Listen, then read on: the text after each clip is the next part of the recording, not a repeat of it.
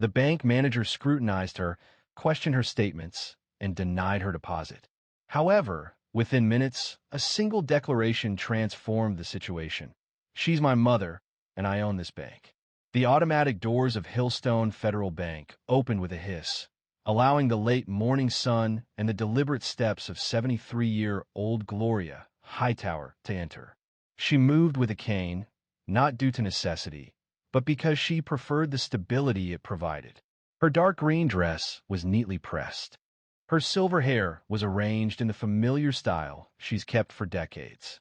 She held her purse in one hand, the other holding a check bearing her name. Gloria was familiar with this location. She had banked here for almost 15 years. The same branch, the same routines.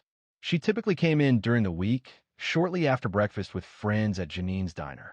However, something felt amiss today. The woman at the front desk hardly looked up when Gloria entered. Not even a greeting. That was out of the ordinary. Gloria dismissed it as insignificant. Perhaps the staff was understaffed. It was possible the young woman hadn't been taught to acknowledge older customers. She proceeded to the counter and waited calmly behind a man wearing a baseball cap. After several minutes passed, and when it was her turn, the teller, a young woman, approximately early 20s, offered a hesitant glance over Gloria's shoulder, then murmured, "One moment, please." She then went into a back room. Gloria remained standing quietly, still holding her check, still smiling gently. Shortly afterward, a tall woman wearing a light gray blazer came forward. Her features were distinct. Her blonde hair was pulled straight back, and her eyes appeared analytical rather than observant.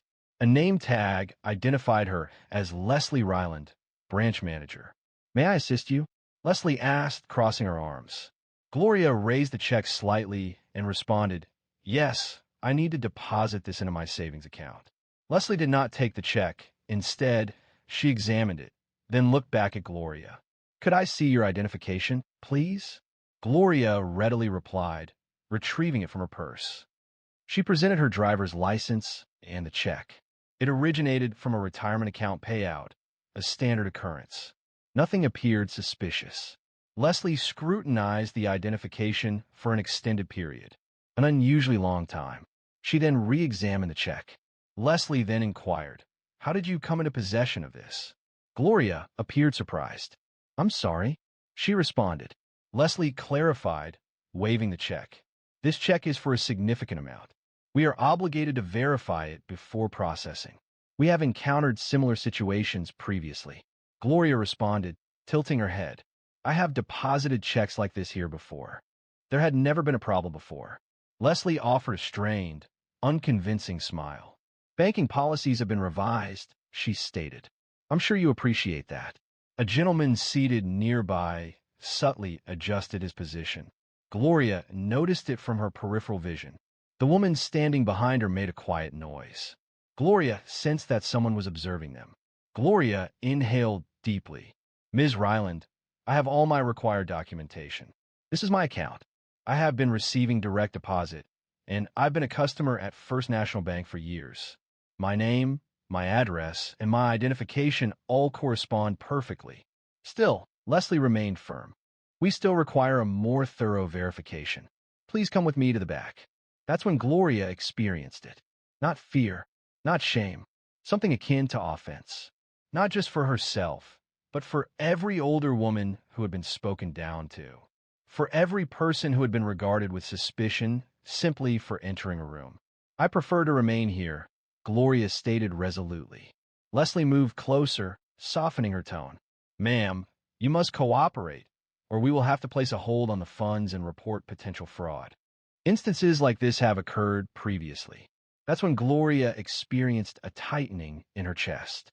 She wasn't inclined to engage in a dispute, not with an individual of this nature, not in the presence of onlookers. However, she wasn't planning to depart, so she opted to retrieve her phone. Gloria's hands moved with measured precision, steady rather than trembling, as she extracted her phone from her purse. Upon the screen illuminating, Leslie's gaze narrowed. "I am contacting my son," Gloria stated calmly, scrolling through her contacts. "He will resolve this situation." Leslie gave a humorless chuckle. "Ma'am, Contacting your son won't alter procedure. We operate under established guidelines. If there's no cause for concern, there's no need for alarm. Gloria didn't respond. She simply raised the phone to her ear and moved a pace to the side, distancing herself from the counter. She was weary of being addressed, as if she lacked understanding, as if she were incapable of handling her finances. Two tellers positioned behind the glass exchanged glances. The young man at the end of the line advanced a short distance, seemingly about to speak, but then stopped. The room was quiet, punctuated only by the gentle clicking of keyboards and the quiet whir of a copier in the corner. "Hey, baby," Gloria said into the phone. "I'm at the bank. Hillstone on Meridian. They're having difficulty verifying my check again." She paused. "Yes. Her name's Leslie." Leslie's jaw tightened. "Excuse me, ma'am. Sharing employee names over the phone is something we avoid." Gloria didn't acknowledge the request. Acknowledgement. "I'm feeling well, just a bit tired." Following a brief silence. "Okay, I will remain here." She disconnected the call and returned the phone to her purse. Subsequently, with the same composed demeanor, she stated, "My son is en route." Leslie folded her arms. "Ma'am, I must reiterate. Elevated voices or disruptive behavior may result in dismissal." Gloria inclined her head slightly. "Do I appear to be causing a problem?" Leslie's face reddened. She averted her gaze momentarily, then returned her attention. "I have a duty to safeguard this establishment. Improper fund verification puts the bank at risk." "Do you believe I am a risk?" "I believe you're not being helpful." Leslie retorted sharply. That was the breaking point. That single word. The man standing 2 places back murmured something quietly. The woman behind Gloria moved closer and said, "She is being courteous. You are the one raising your voice." Leslie addressed them. "Please refrain from interfering. We are conducting a private transaction." "It doesn't seem very private," the woman remarked. Gloria remained silent throughout the exchange. She felt no need to dispute anything or offer explanations. She simply needed to wait. 5 minutes elapsed. Leslie moved away, feigning a check of her computer, but her gaze kept lifting, much like a dog anticipating the mail carrier. The young teller from earlier approached and murmured something into Leslie's ear. Her gaze moved towards the entrance. Then the glass doors opened once more. A man entered, dressed in a charcoal gray suit. He appeared to be in his early 40s, wearing a crisp white shirt, but without a tie. He seemed calm, yet focused, and moved with a quiet, purposeful stride. He made no visual sweep of the room, instead walking directly towards the lobby center, toward Gloria. "Hi, Mama." Gloria returned a gentle smile. "Hey, baby." Immediately, the room's atmosphere altered. The man turned to address the reception desk. "Is there an issue with my mother's account?" Leslie moved forward, hesitant about whether to extend a handshake or request identification. She opted for a formal nod instead. "This is your mother?" he asked. "Yes," he responded briefly. "My name is Grant Hightower." Leslie's mouth opened slightly. Her gaze shifted around the room, then returned to Gloria, then to Grant. "Mr. Hightower?" Grant retrieved his leather card holder and laid it on the counter. It displayed his ID, his business card, and his title, Hillstone Federal, Executive Board Chair. Leslie found herself unable to speak. For a full 10 seconds, silence filled the room. Leslie's gaze remained fixed on the card, as if expecting it to ignite. A subtle muscle spasm flickered across her cheek, the type that arises when a mind struggles to comprehend what the eyes have witnessed. Grant refrained from speaking quickly. He kept his hands clasped before him, standing composed and silent, his voice even but undeniably resolute. "I'm asking one more time," he stated. "Was there a problem with my mother's account?" Leslie hesitated, then asked, "Mr. Hightower?" "We were just following procedures. Large checks need to be verified, and I—" Grant interrupted, not loudly but sharply. "You looked her in the face and decided she wasn't credible. You questioned where the check came from. You asked how she came into possession of it. Does that sound like standard procedure?" Leslie's mouth opened again, but no words came. Her face had gone a full shade lighter. "I've reviewed those procedures myself," Grant continued. "I approved those actions last quarter." That documentation contains no instruction to question a long-standing customer while disregarding her identification. Certainly not with a public display in front of witnesses. The bank was quiet. The only sounds were the clicking of keyboards from employees appearing to work and the consistent hum of the air conditioning above. No one was willing to avert their gaze now. Gloria stood nearby, arms folded. She wasn't smiling. She didn't seem pleased. She seemed weary. "I'm truly sorry, Mr. Hightower," Leslie stated rapidly. "This is simply a misunderstanding. I didn't intend to offend anyone." "But you did," Grant countered. "You humiliated her."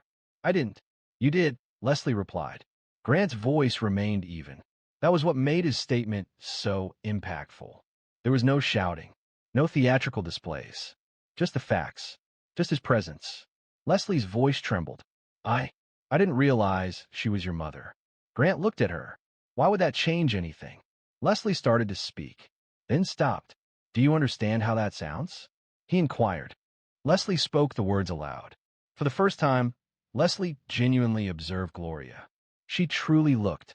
It wasn't solely embarrassment now visible on her face. There was fear. The fear of repercussions.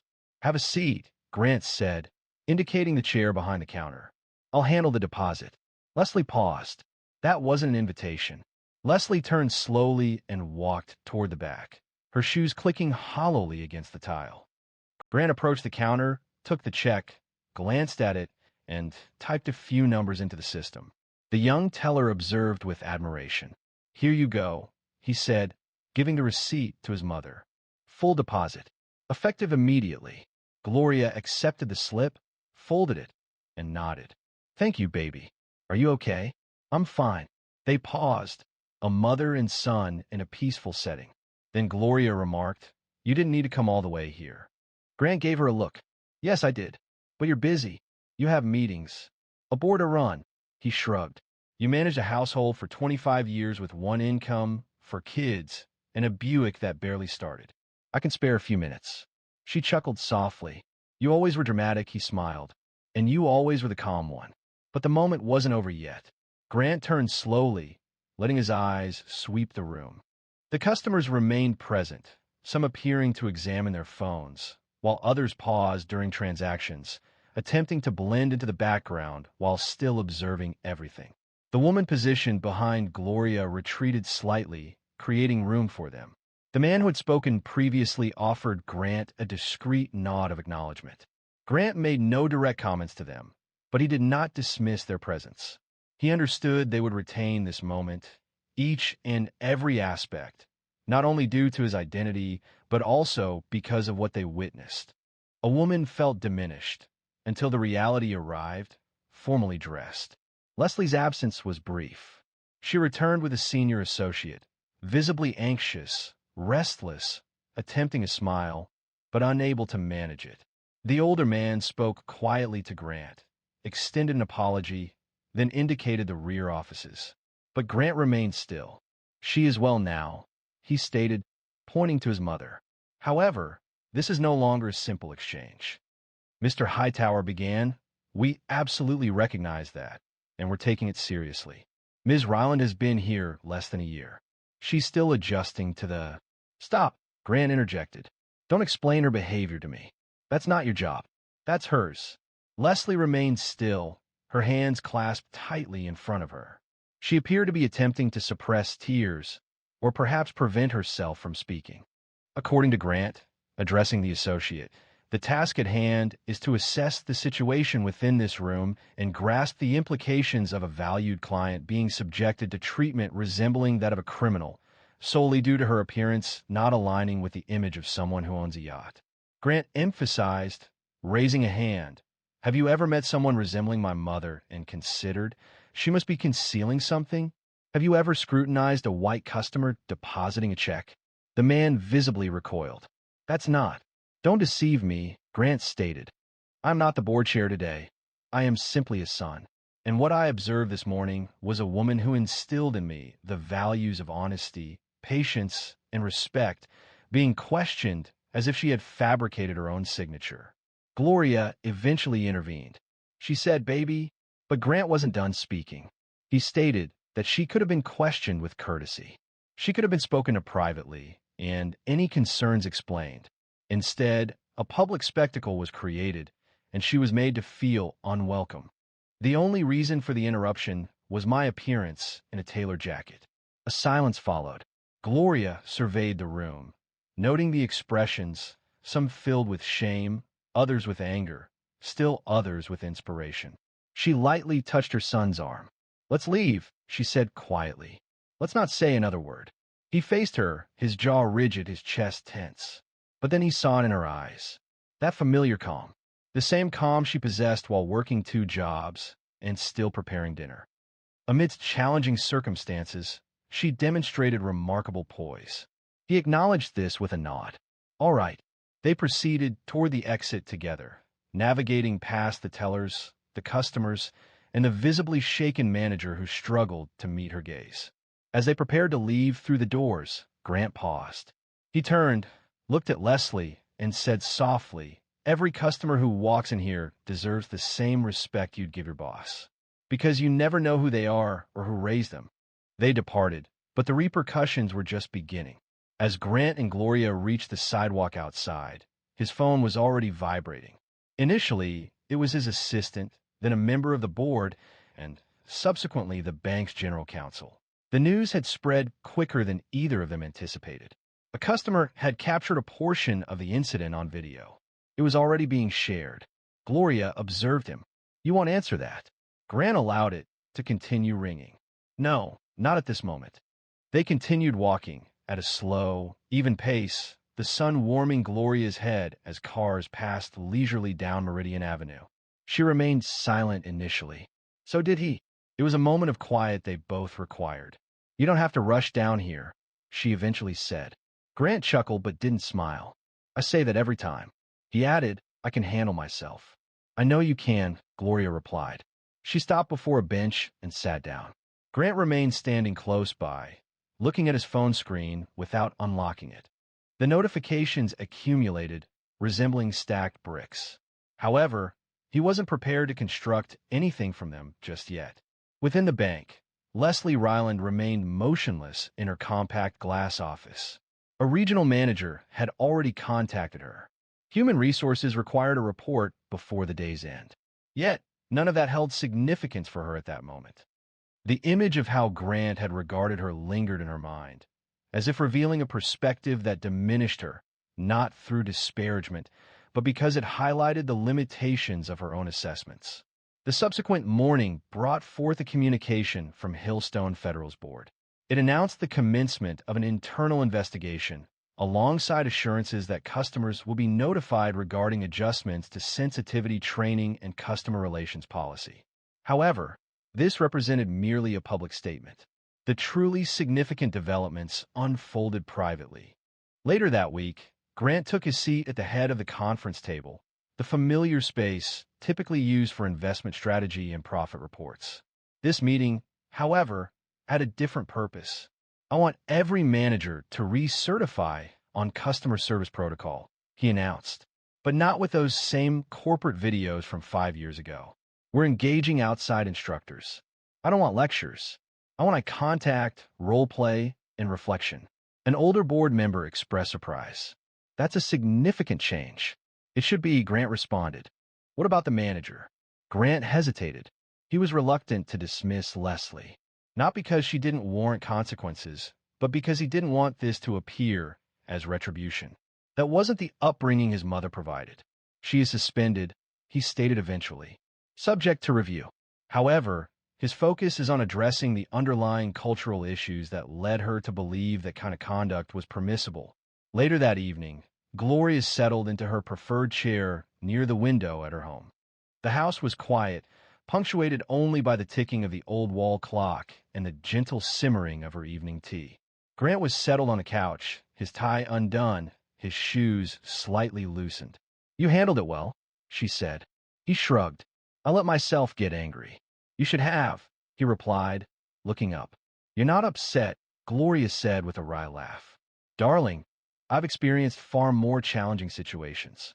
She continued, "This isn't the first instance someone has attempted to make me feel like I don't belong, and it likely won't be the last. That's the most troubling aspect, Grant stated. She took a sip of her tea, acknowledging that this wasn't a new situation. You can't control how people treat you, Grant said, leaning forward, elbows on his knees. Only how you respond to them. Gloria smiled. I just dislike that you had to deal with that kind of behavior at this stage in your life. That's the interesting thing, she replied. The older I become, the less it affects me. What caused me pain wasn't her words. It was the fact that she believed she could speak to anyone in that manner. She paused. Perhaps now, she won't. Despite the difficulties, a positive outcome eventually emerged. The subsequent week, Gloria revisited the bank. She wore the same shoes and carried the same purse, but her demeanor had changed.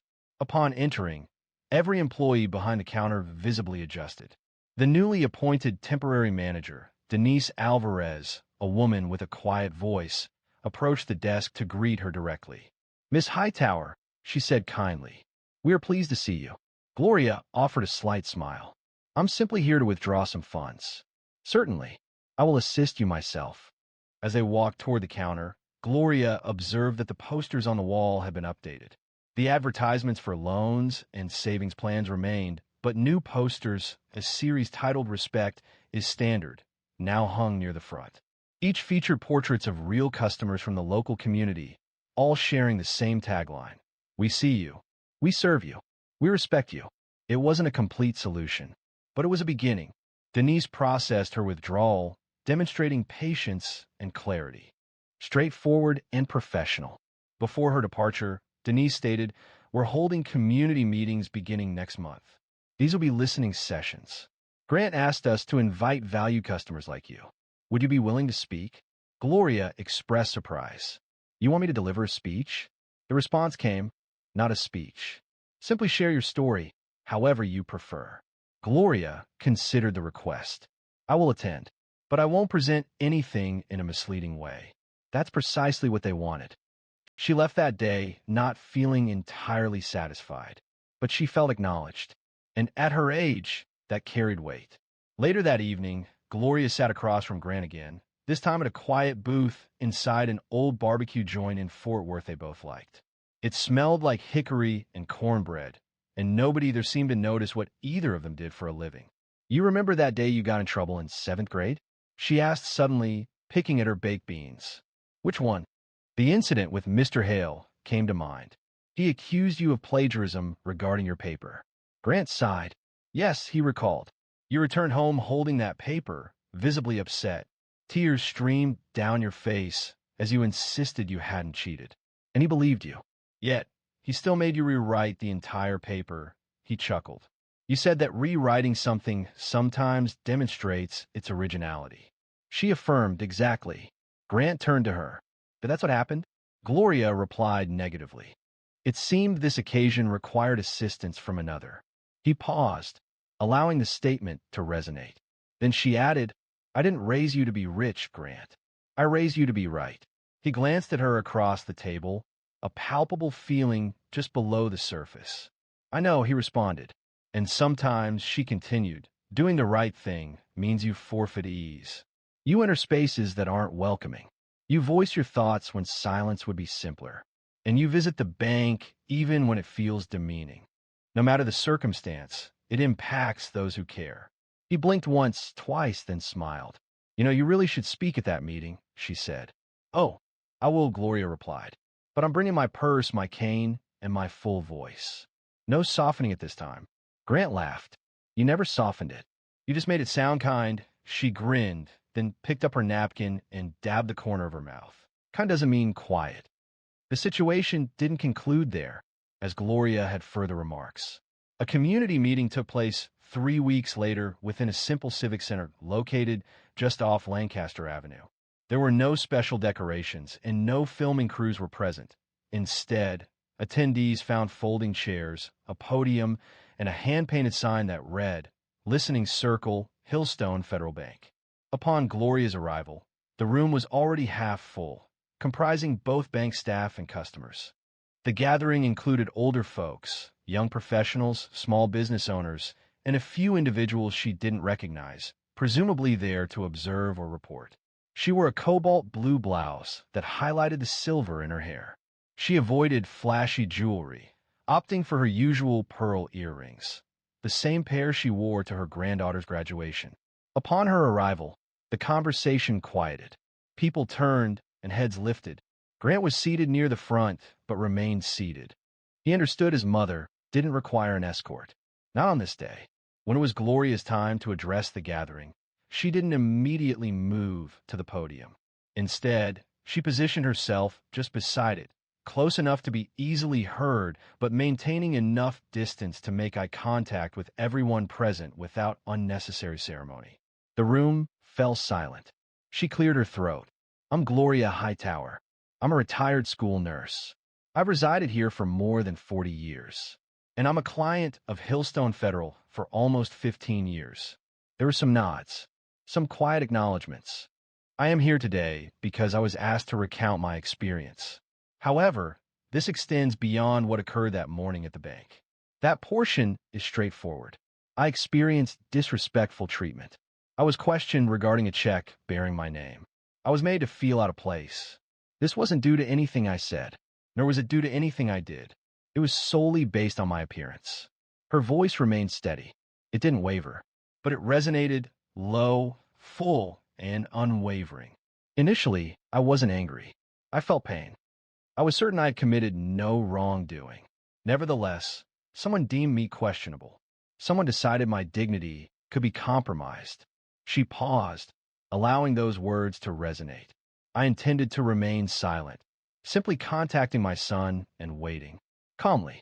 However, I came to understand something later. People rely on silence when they behave in such a manner. They depend on our courtesy, our tolerance, our weariness. But occasionally, the most honorable course of action is to object. A hush fell over the room. My intention isn't to damage anyone's professional standing. This isn't about retribution. It's about achieving change. Not for my benefit. I am 73 years old and possess a sufficient understanding of the world. But for the individual who next enters a bank with trust and departs feeling diminished. A man positioned towards the rear dabbed at his eye. A woman seated across the aisle gripped her notepad without putting pen to paper. Gloria rested her hands in her lap. We reside in a nation that frequently discusses principles of equity, regarding values, regarding treating everyone equally. But those ideas hold no substance unless they manifest in everyday interactions. At the checkout, during phone calls, in the way we address someone who appears different. She glanced at Grant briefly. He offered no smile. He offered no nod. He simply observed her the way one observes a fire that warms and humbles simultaneously. Thank you for listening, she said, then stepped back without fanfare. The room did not erupt in applause. It did not require it. A few hands clapped gently. A few heads bowed. But what lingered was heavier than noise. It was reflection. After the meeting, people lined up, not for handshakes or photos, but to talk, to share. One woman said she'd experienced the same thing at a different branch. A young man said it reminded him of the way his grandmother used to be followed around stores. And the bank staff, well, most of them just said thank you, with eyes that conveyed more than their words. That night, while Gloria sat in her kitchen with tea in hand, Grant texted her, "You were incredible." She responded slowly, "They'll remember that." She continued, "I didn't do it to be remembered. I did it so they remember each other."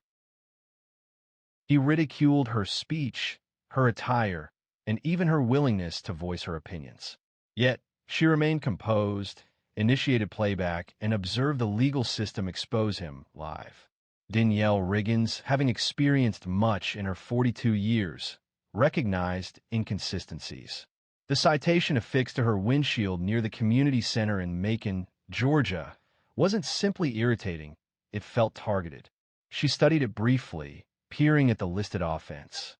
A citation for failing to yield in a pedestrian zone was received. However, she was not in the vehicle at the time of the alleged violation. Her Honda had been parked legally in front of the building while she was inside, leading a workshop for at-risk teens. She sighed, placing the paper into her bag. Danielle dedicates long hours as a youth counselor, providing assistance to kids who'd experienced hardship and lack sufficient support. Her financial status is modest. She is far from wealthy. Her profession consumed her, and with raising her teenage daughter and guiding children who resembled her younger self, her time was scarce. A penalty like this was more than just disappointing, it significantly impacted her schedule. However, it wasn't primarily about the financial burden. It was about the underlying issue of fairness. The subsequent evening, she sat at the kitchen table with a cup of mint tea and the citation before her. Her daughter, Aaliyah, was completing homework in the vicinity. "You're really going to fight it?" Aaliyah inquired, looking up from her textbook. Danielle chuckled quietly. "Yes, I'm weary of allowing things to pass." Aaliyah reclined. "Do you believe they will truly hear you?" Danielle paused, not responding immediately. She simply gazed out the window for a moment before replying, "I don't require them to listen. I need to be present and proceed according to my conditions." The following Monday, she contacted the municipal courthouse, requested a half day away from work, and highlighted her court date in red pen on the calendar. She chose a simple outfit for the hearing: dark jeans, a light blouse, and flats. No blazer, no makeup, just her natural appearance. The woman she saw in the mirror appeared weary, but also resolute. As she prepared to leave, she placed her phone in her back pocket, activated the voice memo app, and began recording. It wasn't an expectation, but a habit formed by experience. She's learned that people sometimes react negatively when a black woman asserts herself with assurance. She reached the courthouse 30 minutes before the scheduled time. The building was a small, aged brick structure with faded signage. Several other individuals were present outside, primarily working-class people attempting to find a moment for justice amidst their jobs and obligations. Inside, the clerk called names with minimal acknowledgement. Danielle remained still, her hands resting in her lap, awaiting her turn. The courtroom felt chilly. It wasn't until she heard her name, Danielle Riggins, case 407B, that her heart began to race. She proceeded to the defendant's table, her heart steady but alert, mirroring the advice she's given to the children in her youth programs. One can't always dictate actions, but one can control one's response, she observed. And that's when she saw him. Judge Gregory Lannister. Late 50s, silver hair neatly combed back, reading glasses perched low on his nose. His reputation was well known. Some described him as firm, while others labeled him arrogant. He glanced at Danielle over the rim of his glasses, his eyebrows subtly raised. "Ms. Riggins," he stated, emphasizing her last name, "let's proceed. I presume you're here to contest this ticket, issued by a trained officer?" Danielle nodded. "Yes, Your Honor. I was inside a building, not driving, when the ticket was issued. I have witness statements available if required." He laughed, a genuine chuckle. "Naturally, you do," she replied, meeting his gaze. The judge then remarked, "You individuals frequently present narratives when appearing before the court. Always the victim. Never your fault. Let me guess. You didn't even see the officer writing it, right?" Her jaw tightened slightly. This wasn't simply skepticism. It was a more pointed feeling, and everyone in that courtroom could sense it. But Danielle remained composed, even as the atmosphere shifted. She recognized this was merely the start. Danielle did not react. She had encountered harsher remarks, both in delivery and purpose. However, hearing it from a judge in a courtroom populated by strangers carried a distinct discomfort. A heavy silence filled the room. People avoided reaction, though several eyes moved between her and the bench. Even the bailiff appeared uneasy. "Your Honor," Danielle stated, maintaining a calm voice, "I have proof I was inside. A sign-in log from the youth center. It displays my name and timestamp." Judge Lannister reclined in his chair and smirked. "You believe a log anyone can write improves anything? That's cute." A few quiet gasps arose from the back. Danielle noticed them. She also heard her heartbeat in her ears. But she remained focused. She wasn't present to be liked. She was present because she understood what was correct. "I'm simply requesting the citation be reviewed in light of the facts," she replied. Oh, the facts, he mocked. Well, let me tell you the facts. I've been doing this for over 20 years. I've seen all the angles. You people always want the rules bent when they don't go your way. The words landed like slaps. Not just the content, the way he said them. He treated her as if she were a child occupying his valuable time. Danielle remained silent. A response wasn't necessary. He examined her citation once more, leafing through several pages. What is this? He inquired. You didn't even secure legal representation? No, she replied, her voice calm. I am capable of representing myself. A brief, sharp laugh escaped him. Naturally, he said, turning to the clerk. Next time, we'll mandate representation. Perhaps that will eliminate the theatrics. A woman seated towards the back, middle-aged and white, holding a traffic ticket herself, noticed Danielle. She appeared stunned and visibly uncomfortable, quickly averting her gaze when Danielle's eyes met hers. Danielle paused, composing herself. She hadn't intended to confront authority, yet she wouldn't allow her dignity to be disrespected. Your Honor, she began, carefully selecting each word. I'd like the court reporter to read back your comments. The effect of this request was palpable, noticeably shifting the atmosphere in the room. Judge Lannister blinked. Please repeat the last few remarks for the record. The court reporter, a young man named Vince, shifted in his chair. Mr. Tiller, the judge snapped. We don't have time for this. Just proceed. Danielle remained still. Then I will replay it myself. She retrieved her phone from her back pocket. Several people in the gallery leaned forward, curious about what was about to happen. Ms. Riggins, the judge stated, her voice now firm, recording in a courtroom is a violation. I recorded myself, not the proceedings, she responded softly. It's legal in this state, particularly for personal safety. She indicated the screen. Her own voice played back, quiet and steady. Then his voice followed. Every word was audible. You people always come in here with stories. That's cute. The statement reverberated in the room, seemingly as if the ceiling had split open. Judge Lannister's expression changed, initially showing confusion, then irritation, and finally something akin to fear. He leaned forward. That recording is out of order, he stated. No, sir, Danielle said quietly. What you said was out of order. A low whistle escaped someone in the gallery, quickly stifled by a hand covering their mouth. The bailiff moved forward but refrained from touching her. He remained silent, positioned between the two, uncertain of his next action. Danielle returned the phone to her pocket. She didn't smile. She didn't appear smug, but she looked directly at the judge and didn't blink once. He lifted his gavel but didn't strike it. His eyes moved towards the court clerk, then to the bailiff.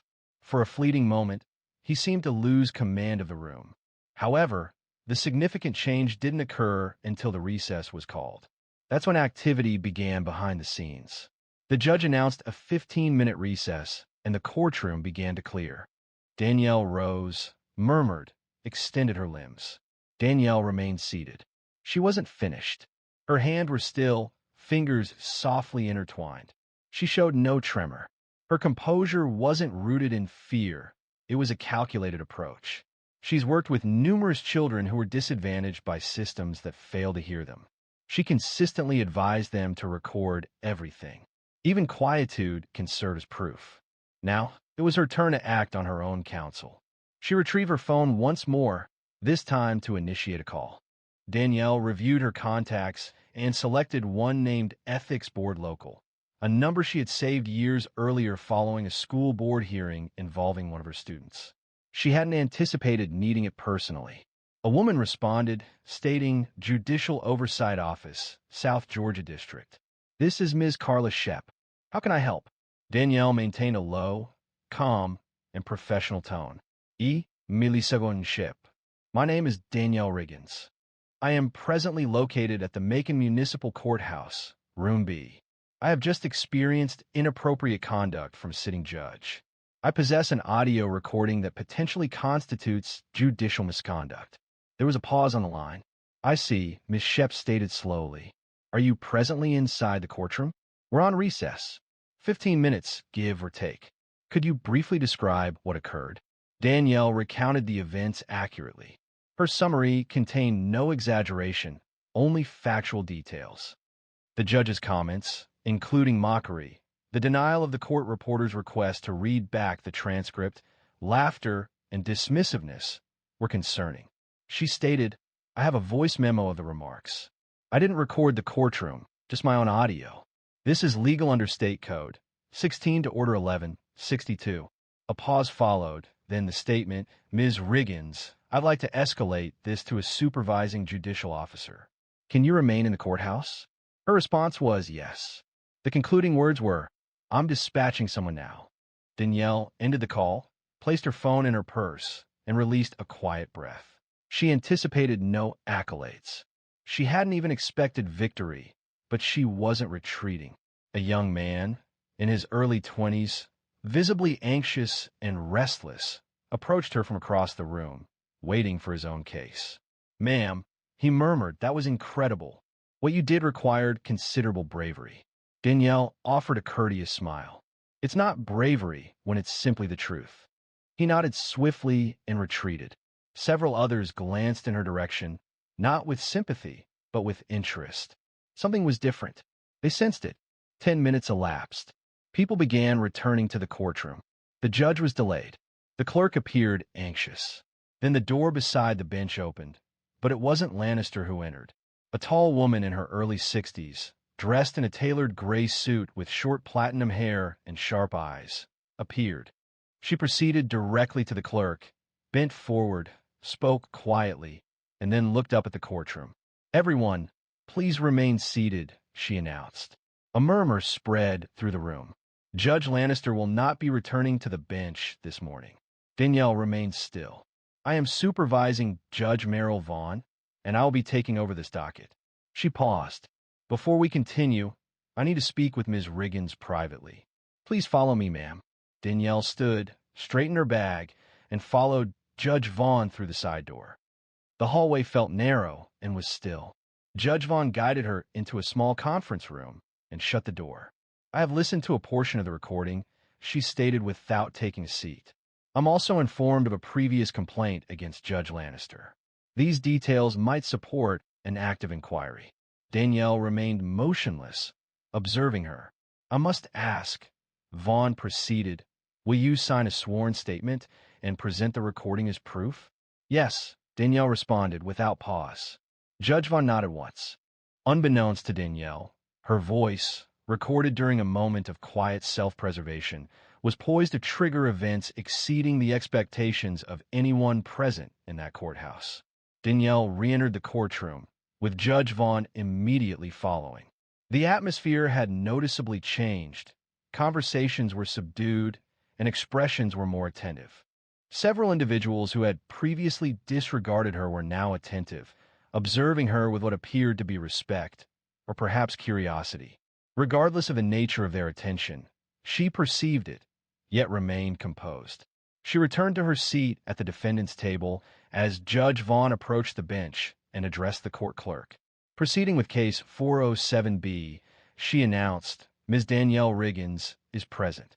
Judge Lannister is officially recused pending review." The announcement settled over the room with a sharp impact. It wasn't simply a brief absence. The judge was gone, and seemingly without return.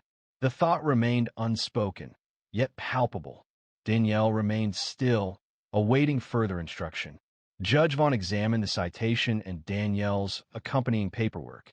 This included the witness statement, the center's login sheet, and even a timestamp text she had sent to her supervisor when she arrived that day. The judge looked up. "This is thorough, Ms. Riggins. You're clearly someone who values evidence." Danielle nodded once. "Working with young people, I've observed firsthand how things can unravel without proper preparation." There was a slight hesitation before Judge Vaughn responded. "It's a lesson more people should adopt as they mature, a subtle acknowledgement passing between them. It wasn't friendship. It wasn't sympathy, simply recognition. One woman seeing another who chose not to compromise." Judge Vaughn turned the citation over, wrote something, and gave it back to the clerk. "This citation is voided," she stated. Ms. Riggins was released. Danielle did not smile. She merely collected her belongings. However, before she could leave, the judge stated, "For the record, your behavior in this courtroom, considering the situation, was remarkable. You maintained composure and dignity despite an unfortunate series of events." Danielle then permitted herself a brief, weary smile. "Thank you," she said. She departed the room as silently as she had arrived. But the atmosphere outside was altered. The hallway was filled with a palpable sense of unease. A courtroom aide, a young woman wearing dark-rimmed glasses and speaking with a hesitant tone, softly stopped Danielle near the exit. "Are you the one who recorded him?" she inquired, her eyes widening. "I am," Danielle responded. The aide looked around before saying, "You weren't the first. But you might be the one who finally got them to act." Danielle raised her eyebrows a little. "Others tried. There have been complaints," she murmured. "But nothing ever stuck. Either no proof or no follow-through.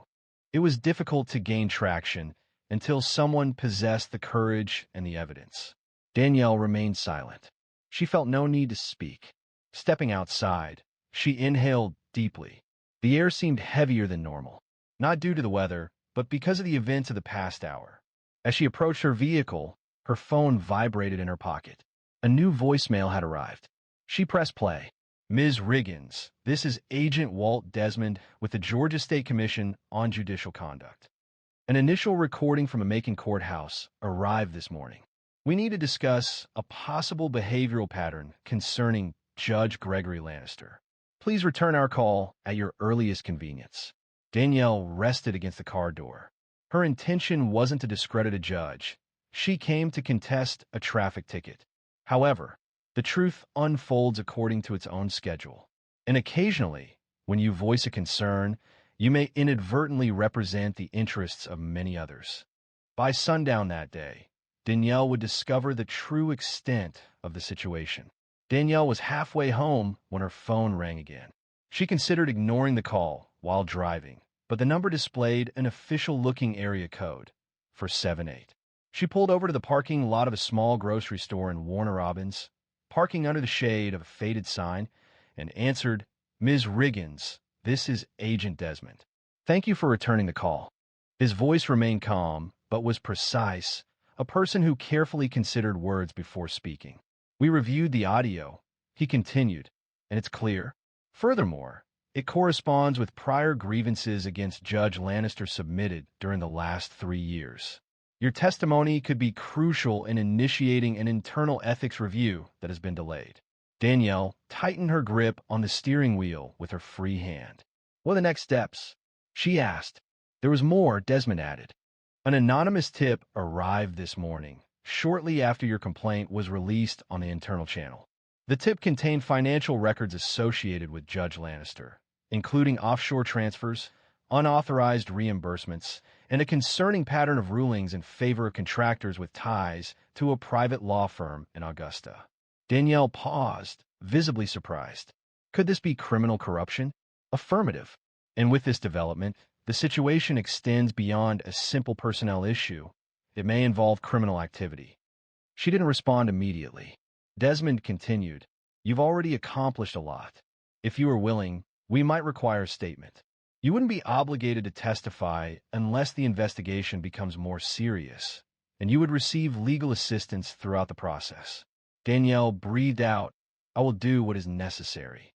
"Understood," he replied. "You will be contacted by one of our ethics advisors by end of day." "Thank you, Ms. Riggins. You've made more of a difference than you realize." The call concluded. Danielle remained still in her car for a few minutes, the quiet sound of faraway traffic forming the backdrop. She wasn't certain whether she felt fear or power, perhaps a combination of both. She didn't share with Alia immediately, not due to concealment, but because she needed some time to process it herself. Later that evening, following dinner, as Alia cleaned the dishes, she inquired, "So, how did it go?" Danielle offered a small smile, wiping her hands on a dish towel. "Let's just say I believe the judge won't be processing many more tickets."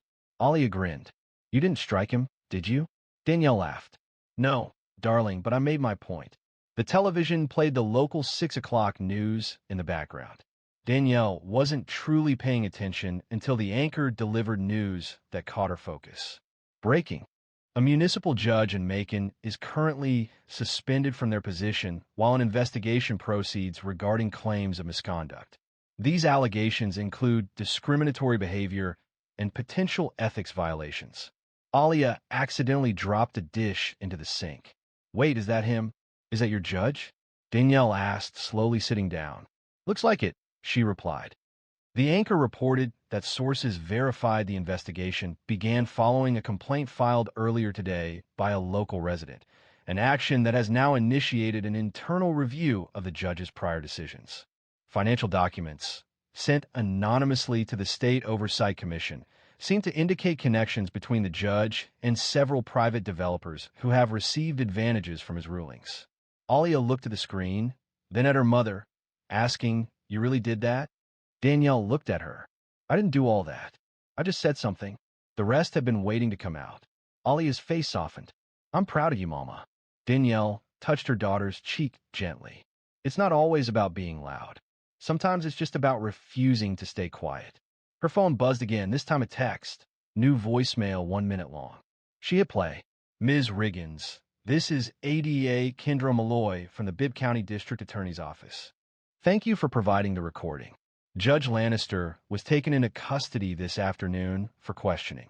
Currently, the ethics violations are under formal review and criminal charges are being considered. We would appreciate the opportunity to speak further with you if you are available. Please contact me at your convenience." Danielle observed the screen, then looked up. Alia was watching her, eyes wide. "What now?" she asked. Danielle shook her head. "Now, I will call them back." Unbeknownst to her, a significant number of individuals would come forward in the days following, spurred by her resolute stance conveyed through a voice memo and unwavering resolve. Within 48 hours, Danielle's name circulated discreetly among legal offices, community groups, and even local newsrooms, not as a figure of fame, but as an emblem. She had not sought any of this recognition. She continued going to work, continued picking up Alia from school, and continued reminding the boys at the youth center to keep their pants up and their heads higher. However, things around her began to change. The first indication arrived the following week when Pastor Reuben Fields, who ran a coalition for court reform in Central Georgia, called her during her lunch break. "You don't know me, Ms. Riggins," he began, "but I've known about you since Tuesday. What you did. It wasn't insignificant." Danielle was in her car outside the community center, with a half-finished sandwich on her lap. "I didn't do it for attention." "I know," he stated. "That's why people are paying attention." He requested her to speak at a future town hall. A simple request, just a few words about resilience, about respect, about not allowing authority to dominate individuals who are not always able to retaliate. She paused, but ultimately consented. That evening, Alia assisted her in choosing her outfit. Danielle requested a simple event. Alia playfully suggested, while playfully tossing her a colorful scarf, that someone might capture the occasion for Instagram. "Might as well look unbothered and cute," she said. The town hall was unassuming, with folding chairs, plastic tablecloths, a few trays of donated cookies, and sweet tea. Danielle chose not to bring notes. She stood before approximately 50 people, hands by her sides, and spoke as if addressing one individual. "I didn't record that, Judge, because I wanted to take him down," she stated. "I acted because I'd witnessed too many deserving individuals disregarded, and I refused to suffer a similar fate," the audience acknowledged with nods. Several individuals dabbed their eyes. As she concluded her statement, the attendees rose to applaud. Subsequently, an older woman, adorned with a wide-brimmed hat and holding a folder, approached her. She identified herself as Geraldine Baker, a retired schoolteacher. "I filed a complaint against that same judge in 2021. She stated, her voice gravelly but clear. "They dismissed it, claiming it lacked merit." Perhaps now, someone would listen. Danielle took the folder from her hands. "I'll ensure someone does." In the days that followed, Danielle received more calls.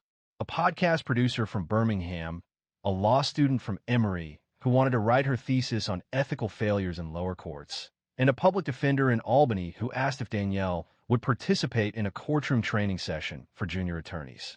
She declined most requests, not because she was indifferent. She simply wished to avoid having her name become a hashtag. Her goal was for the children she worked with to view her as the same woman who had taught them resume writing and guided them through difficult conversations with their parents. However, she agreed to certain requests, particularly when she understood how many individuals needed reassurance that they weren't irrational. Activity at the center increased. Contributions arrived from people residing outside of Macon. A woman in Tampa contributed 20 backpacks, along with a handwritten message, for the kids you champion and for the ones you're championing. Thank you, Danielle. Alia seemed to gain confidence, too. One afternoon, she announced, Ms. Brenner had us write in civics class about someone in our community who stood up for justice. I wrote about you. Danielle was surprised, asking, really? Alia replied casually, I was planning to choose John Lewis, but he's the obvious choice. Danielle chuckled. I don't think I'm in his league, Alia remarked. Danielle responded, I think you'd surprise yourself. What truly astonished Danielle, however, was the number of individuals who had been waiting quietly and with patience for another person to initiate action. 3 months later, Danielle was seated on the rear steps of the youth center shortly after closing time. The last of the teens had departed for the day, their laughter still resonating softly throughout the parking lot. The Georgia heat lingered, even as the sun descended, casting shadows on the fractured pavement. She took a drink from a water bottle and allowed her body to recover. It had been a demanding day and a demanding few months. She had presented at 4 panels, completed 2 interviews, and received a volume of inbox messages she couldn't manage. The investigation into Judge Lannister had expanded beyond her initial expectations. Following the release of the financial records, additional complaints emerged, not only from Macon, but also from surrounding counties. Rumors circulated suggesting the district attorney could file formal charges. The story had been featured on a national justice blog, and certain advocacy groups were now referencing Danielle's case in their training programs. However, all of that seemed secondary to what she truly prioritized. That day began with her witnessing Quentin, one of her teens, perform his debut spoken word poem at an open mic. He previously avoided eye contact. Now, he stood on stage, telling the audience, when they try to shrink you, that's proof you're already too big to fit their box. No applause was necessary. That single moment justified all the effort. While she was seated, the center's director, Mr. Lou Bailey, came outside. A large man with gentle eyes and a deliberate pace settled beside her with a soft exhale. You know, he began after a moment, most people wouldn't have acted as you did. Danielle kept her gaze forward. It didn't feel like a decision. He nodded thoughtfully. It rarely does when it's the correct action.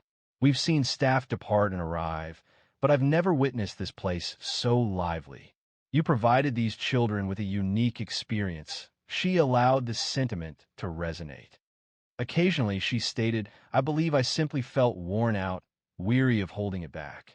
That man seemed to assume he could address me as if I possessed no value, and for a brief moment, I nearly allowed it. However, I then recalled the advice I impart to these children daily. Maintain your posture, make your voice heard, and I understood that I couldn't request that of them if I was unwilling to embody it myself. Mr. Bailey murmured a subdued, and then rose. Are you prepared to secure the premises? Yes. Please allow me a moment. Once he entered the building, Danielle gazed upwards at the sky. A few stars began to appear, dim and dispersed, yet present. She considered the individuals who had remained silent, perhaps because they believed their opinion wouldn't be impactful, or they feared negative consequences, or they were simply weary. And she understood. She genuinely did. However, someone must initiate action.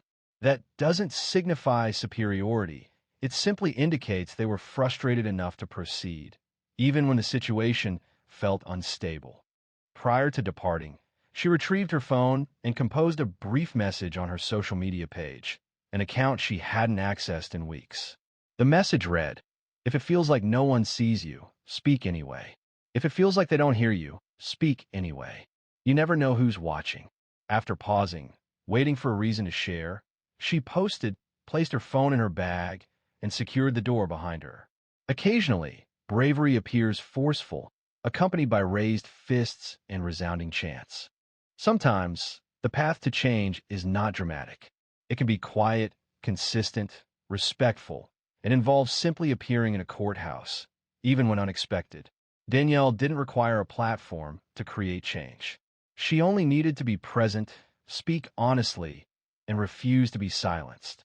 In doing so, she not only defended herself, but also created an opportunity for Geraldine, for Quentin, for every voice that had been overlooked for too long, because authentic justice doesn't always begin with grand gestures. Occasionally, it begins with the youngest, with someone unwilling to yield. Should this narrative resonated with you, if it brought to mind someone in your life, or perhaps even reminded you of yourself, please consider subscribing, sharing it, and discussing it, as stories like this are not simply intended to be heard, but meant to be remembered. According to my mom, she works at NASA. The entire class laughed until someone with a badge entered the room and altered the atmosphere. It was a Tuesday, shortly after recess, and the classroom had a subtle scent of hand sanitizer and pencil shavings.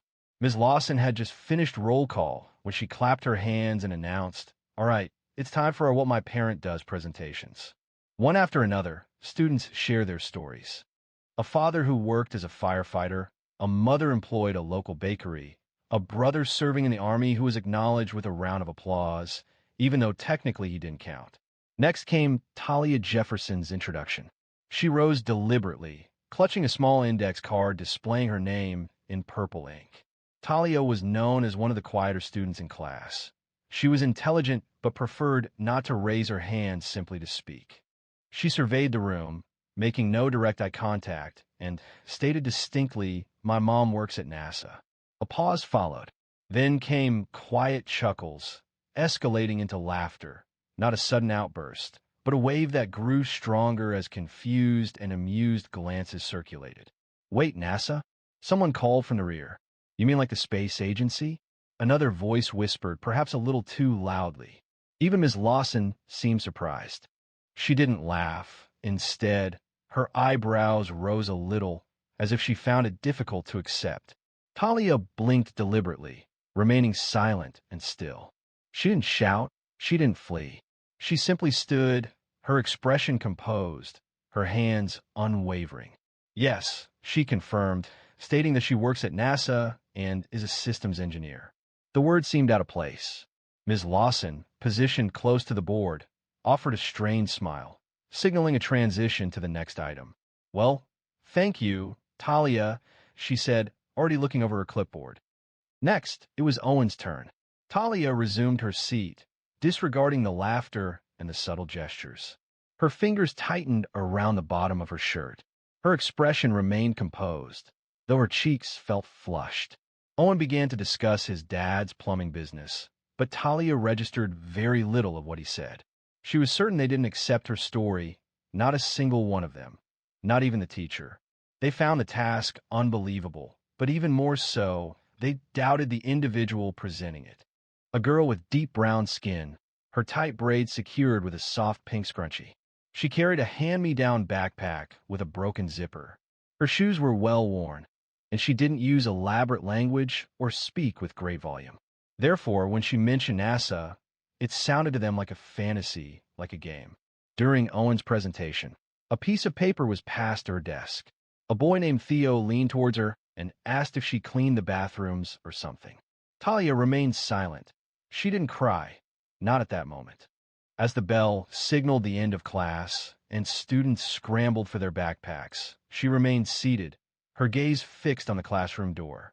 She had never before wished her mom held a different position, one that was simpler to discuss, one that didn't invite curious glances. Nevertheless, even then, she held onto the conviction that it was important.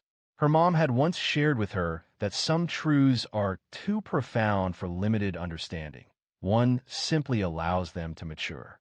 Talia exited that classroom with her head held high, despite a knot in her stomach. She felt no personal shame.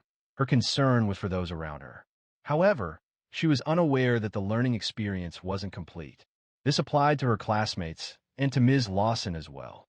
The Jefferson House was located close to a peaceful road in Mobile, Alabama. It wasn't ostentatious, but it was neat, painted a light yellow with green shutters. It was the sort of place where the porch light was consistently illuminated before nightfall, and the screen door made a slight creak upon entry. Talia entered through that door at a slower pace than normal. Removing her sneakers, she dropped her backpack close to the staircase and went directly to the kitchen. The aroma of garlic and onions indicated her mom had arrived home earlier than usual. Dr. Renee Jefferson was at the stove, stirring something in a large red pot. She didn't immediately acknowledge her. "You're late," she stated, not unkindly, simply observing it. Talia selected a chair and sat down. "Had to remain behind to clean the desks," she murmured. Renee turned, observed her daughter's expression, and adjusted the flame. Talia remained silent for a moment. Her hands rested in her lap, nervously playing with the sleeves of her hoodie. She appeared eager to speak, but struggled to begin. "We laughed," Talia said at last. Renee understood immediately who she meant. She drew out the chair opposite her daughter and sat. There were no outbursts, no displays of shock or fear. "Why? I informed them that you were employed at NASA." Renee gave a barely perceptible nod, "and they didn't believe you. One kid suggested you might have cleaned the bathrooms." Renee took a shallow breath, a momentary pause to compose herself. "And what was your response?" "You didn't offer one." Ms. Lawson quickly moved on, seemingly avoiding the issue. That action caused Renee's eyebrows to twitch almost imperceptibly, but she maintained a level tone. "Do you think you said something incorrect?" Talia glanced up sharply. "No. Don't accept their lack of understanding as your fault." They laughed. "And that's their responsibility, not yours." A moment of silence followed as the bubbling from the pot filled the space. Outside, a dog barked twice and then stopped. "You know," Renee said, rising to stir the food again, "when I first told people I wanted to work in aerospace, my high school guidance counselor told me to be more realistic. Said I should consider secretarial work." Talia looked up, eyes wide. "That occurred in 1998. I didn't engage in an argument with her. I simply ceased visiting her office." "Did it cause pain?" Renee extinguished the stove and turned to her daughter. "Yes, but also ignited a spark. I wasn't feeling anger towards her. I was resolved not to allow her to dictate who I could be." Talia smiled. Just a little. She appreciated that her mom consistently found a way to speak honestly, but not in a sensationalized way. There was resilience in her composure. "You know, I could attend your class," Renee mentioned casually. "Parent days are this Friday, correct?" Talia blinked. "You do that?" she asked. "I get the day off anyway, and it might be fun." Renee replied, "But what would you wear?" Talia's eyes lit up. Renee grinned. "I was thinking maybe my NASA badge and that black blazer you hate." Talia responded, "Okay, yeah, do that." They both laughed then, a real, from-the-belly kind of laughter. The air in the kitchen felt lighter. Renee served them both bowls of stew and set them on the table. While they ate, she shared stories with Talia about her first job interview and the time she accidentally spilled coffee on a flight simulator keyboard. The stories made Talia giggle, and she no longer felt small. She felt lucky. "Remember," Renee said as they finished, "you don't owe anyone proof.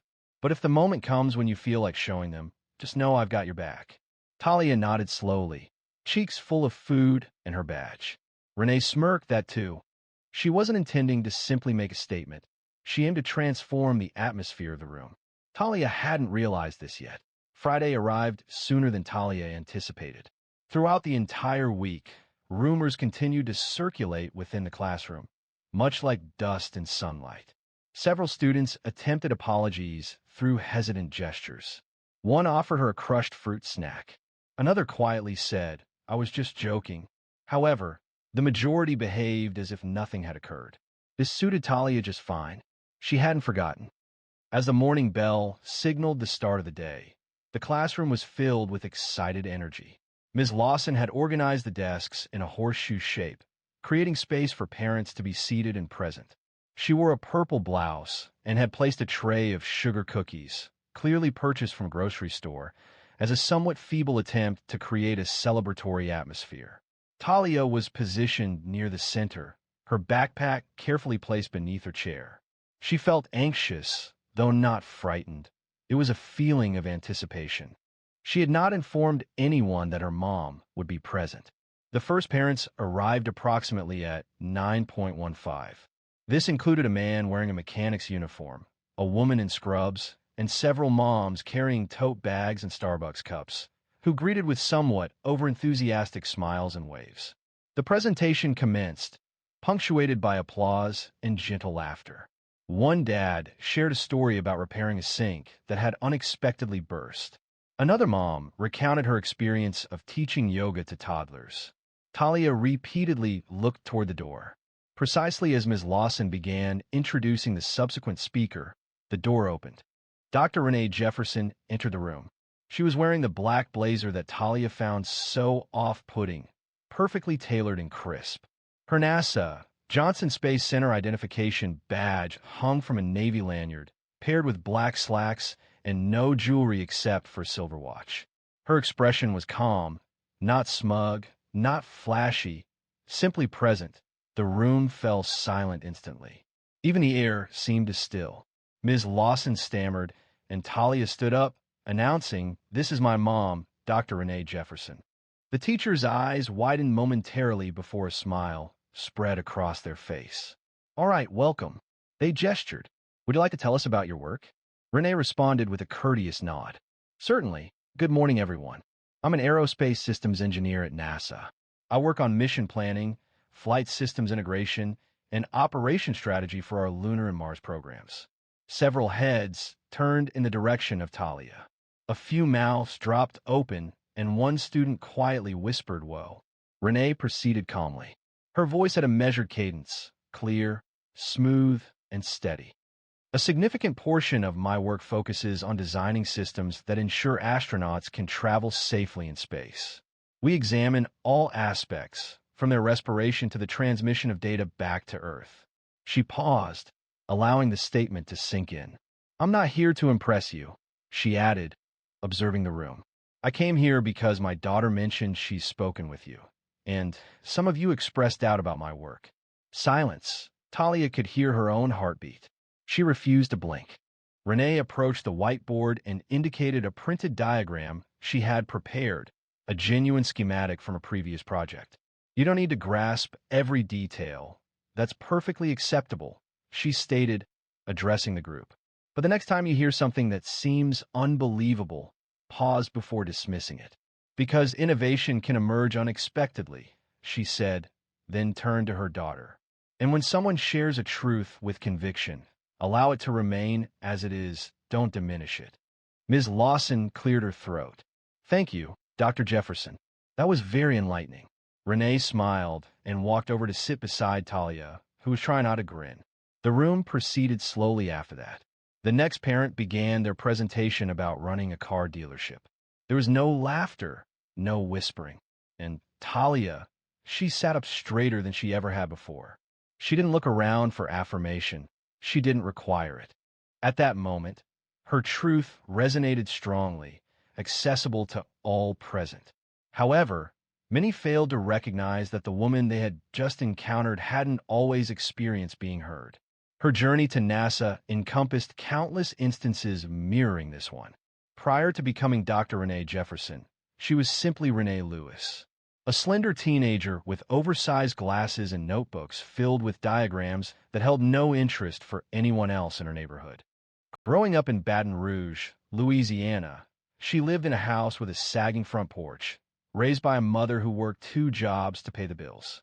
From a young age, she preferred machines to makeup. While other girls enjoyed playing jump rope, Renee constructed small devices from discarded fans and obsolete cassette players. Her uncle once described her as odd, but she viewed that as a positive attribute. At 13, she borrowed a book from the public library about space shuttles and devoured it completely in a single night. By 14, she was independently learning fundamental programming concepts. She rarely discussed this at school. She quickly discovered that expressing a desire to work at NASA would often result in ridicule or dismissal. Her educators didn't encourage her. This wasn't due to a lack of intelligence. Renee consistently earned straight A's across all subjects. Instead, they had formed preconceived notions about her future. "You'd be exceptionally organized," one counselor remarked to her. "You'd excel as a receptionist." Upon mentioning her intention to apply to a summer program for young engineers at Georgia Tech, her math teacher expressed surprise. He remarked that it was highly competitive and questioned if she was certain about spending the application fee. Despite this, she submitted her application and was accepted. That summer proved transformative. She found herself among peers who approached problem solving in a similar manner, with notebooks brimming with questions and uninhibited curiosity. She returned with a collection of blueprints and a newfound sense of purpose. College presented its own challenges. At Auburn University, she found herself one of just 3 black women within the entire engineering department. During collaborative assignments, she frequently was asked to record notes rather than work on calculations. Instructors continued to mispronounce her name, even after 3 semesters had passed. Despite these difficulties, she remained steadfast, consistently attending classes. Renee supported herself by working evenings at a diner close to campus and providing tutoring services to high school students on weekends. There were moments when she contemplated abandoning her studies. It wasn't a matter of her inability to manage the workload. The difficulties stemmed from the draining effort of constantly having to demonstrate her place. During one spring, following a successful thermodynamics midterm, she overheard 2 classmates speaking privately behind her. One suggested she must have received assistance, and the other speculated she may have copied from another student. Instead of confronting them, she didn't shed tears. She simply returned home, opened her textbook, and began preparing for the upcoming finals. By the semester's conclusion, she achieved the top rank within her department. It was an unspoken understanding amongst them, but they recognized it. Following graduation, she completed an internship at Lockheed Martin. Subsequently, she submitted an application to NASA, which she considered a long shot. However, her qualifications were undeniable. The acceptance call arrived in March while she was in a laundromat, surrounded by wet towels and with only one dryer operational. Her mother wept on the phone for a full 5 minutes. From there, the substantial effort commenced. The meetings, the designs, the late nights, the subtle glances in conference rooms, the moments where she had to repeat herself 3 times to be heard. But she persisted in voicing her thoughts, because whenever she worked at a console or drafted a fresh concept, she recalled a younger version of herself who only needed one person to believe it was achievable. Now, as she entered her daughter's 5th grade classroom, the badge swaying from her neck, she represented more than just herself. She stood for every girl who had ever been told, "People like you don't do that." However, this wasn't about proving a point anymore. It was about establishing something new in her daughter, a foundation that couldn't be undermined. The following Monday, subtle changes were noticeable, not in a dramatic fashion, but through small shifts. The shift was subtle, something you'd only perceive if you were paying close attention. When Talia entered class, she anticipated no special welcome, and none arrived, but the atmosphere felt different. People didn't visibly react when she spoke. Theo didn't whisper. In fact, he completely avoided looking at her.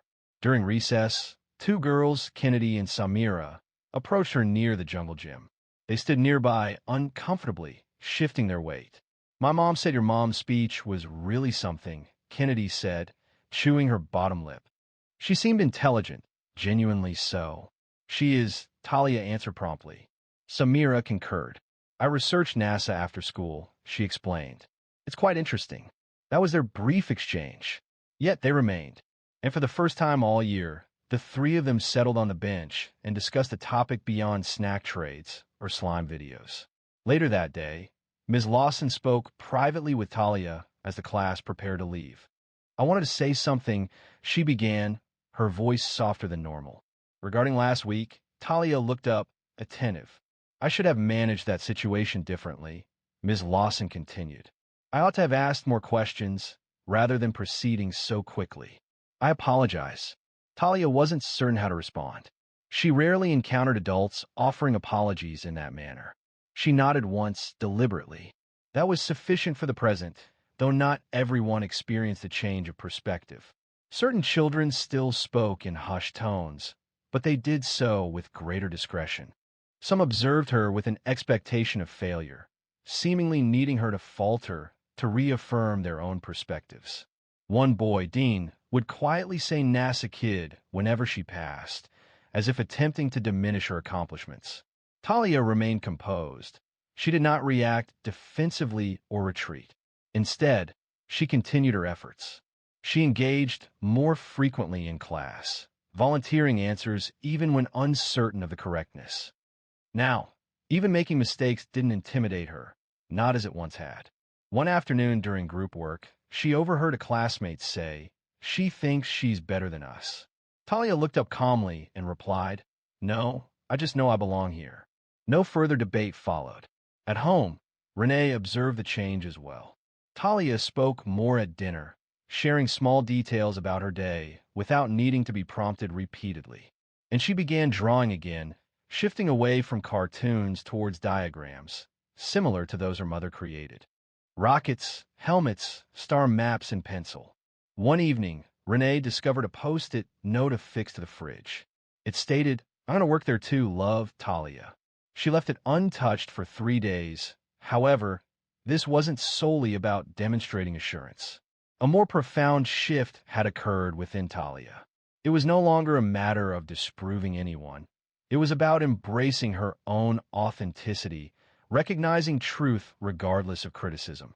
During gym class, when the teacher requested they write down a goal not related to sports, Talia wrote, "Engineer, space missions just like my mom." When the teacher announced it, there were no laughs. The class simply listened. However, at home, a different feeling arose. It was a still moment shared between mother and daughter, solidifying all they had experienced. It was Friday night again. A full week had passed since Parent Day, and the house was filled with the aroma of Renee's renowned lemon chicken. Talia sat at the kitchen table, sketching a new design, a rotating satellite with solar panels shaped like flower petals. She worked quietly, pausing occasionally to erase or examine an angle. Renee watched from the sink, carefully drying a dish. The focused way her daughter drew, with her tongue slightly pressed against her upper lip, brought back memories of herself at 12, always constructing something in her mind. "Would you like to take a break?" Renee asked softly. Talia looked up. "Almost finished." Renee smiled, resting against the counter. "You've been working on that for 2 hours." Talia replied, "I know, I just wanted to look right." She completed the final line and showed the paper to her mom. Renee approached and examined it closely. "Explain it to me." Talia said, "Well, it's a satellite, but instead of keeping all the panels flat, they open up like this." She demonstrated the shape with her hands. "So it can collect more energy when it turns, depending on the angle of the sun." Renee acknowledged with a nod, clearly impressed. "That's a clever approach. Where did that idea originate?" Talia replied, "I'm not entirely sure. I had been considering sunflowers earlier, observing how they track the sun's movement. The concept simply arose." Renee took a seat next to her, carefully placing the paper on the table. "You know what I appreciate most about that idea?" She inquired. "What?" Renee responded. "You weren't attempting to make a favorable impression. You were simply striving to resolve an issue." Talia glanced at the drawing once more. "Yes, I suppose so." They remained there for a moment in quiet contemplation. A comfortable silence settled. Then Talia spoke again, her voice gentler. "Do you think they truly believed me?" "After you left," Renee placed her hand on the table. "Some did, some still don't. That's not something you can always manage. So what is the solution? You continue to reappear. That's the challenging aspect. Not a single time, but repeatedly. You articulate the truth, even when it seems as though nobody listens." Talia considered that as you did. Renee offered a gentle smile, similar to the one I still offer. "Was it always this difficult for you?" Renee reclined in the chair, her expression thoughtful. "Sometimes more so, but I stopped expecting it to become simple." Talia regarded her mother, seeing her not only as a parent, but as an individual, someone who had overcome obstacles she hadn't even been aware of. someone who possessed quiet strength without needing external validation. I used to wish you had a conventional job. Renee laughed, something straightforward to describe. Talia observed her mother's reaction, recognizing the discomfort when people inquired. Now, I find it quite admirable, truly admirable. Renee reached out and gently tucked one of her daughter's braids behind her ear. I'm proud of you, she said. Not because of what you said in class, but because you said it anyway. Talia felt a warmth in her chest, not just pride, but relief. A weight she hadn't noticed until it started to lift. I didn't think you were going to come that day, she admitted. Renee raised an eyebrow. Why not? She asked. I thought maybe you'd think it wasn't worth it. Renee hesitated. Then she moved nearer, speaking with a resolute and unwavering tone. Anything that impacts your self-perception is always deserving of support. Little needed to be said after that. Talia rose and proceeded to the refrigerator, took a magnet, and attached her artwork directly beside the grocery list. Renee observed her, feeling a sense of quiet contentment. Not every learning experience warranted recognition. Some simply existed, perceptible only to those who had rightfully gained them. There remained one final point to share, not directed at Talia, but for those still discovering what excellence resembles. The following week, during the morning announcements, Ms. Lawson took an unanticipated action. She presented a student submission from the Career Dreams bulletin board and read it aloud to the class. This one is from Talia Jefferson, she announced. She wrote, I want to build machines that will reach places no person has ever reached because someone must discover how to get us there, and I believe I can. There was no laughter this time, only silence.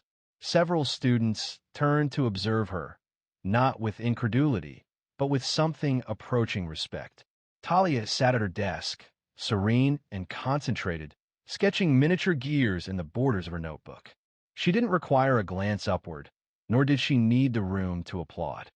That wasn't the focus, as this narrative was never centered on recognition. It concerned honesty, about maintaining conviction when others expressed doubt, about the significance of speaking clearly, not noisily. However, the individuals in that classroom had observed something unexpected. A woman with qualifications, certainly. Beyond that, she was a woman with a clear sense of self, someone who didn't require authorization to express herself, and a daughter who witnessed her interspaces devoid of faith and yet infused them with strength. Renee didn't need to speak loudly. She didn't need to detail her achievements. Her presence was sufficient. However, it was Talia who bore the burden of that day.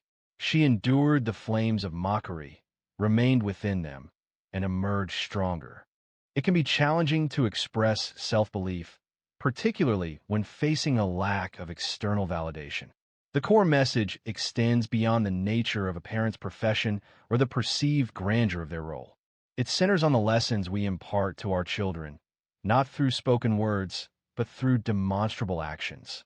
Affirming your child instills resilience. Consistently supporting them cultivates bravery. Even a brief moment in a crowded room, standing near them, demonstrates what it truly means to be heard. When a child experiences being seen, not only by a teacher or a classmate, but by the wider world, they cease to diminish their presence. They stop doubting themselves. They begin to carry themselves with the confidence of someone who has something significant to contribute. Because they do. Talia no longer needed to persuade anyone. She wasn't waiting for the class to accept her. She had already moved forward, now concentrating on what she thought achievable. This is what makes narratives like hers significant. Because for each child who has been ridiculed, overlooked, or interrupted, there's another opportunity awaiting. A moment when the door opens, when the badge is displayed, when silence transforms into respect, and it remains with them. At the conclusion of the school year, when the class created their memory book, a page was designated most likely to. Beneath Talia's photograph, a message read, seemingly with the intention of sending something into space. She reacted with a smile, not due to the coolness of the statement, but because this time it appeared to be genuine. Therefore, the next time a child expresses a significant aspiration, refrain from immediate skepticism. Avoid limiting their potential to your current understanding.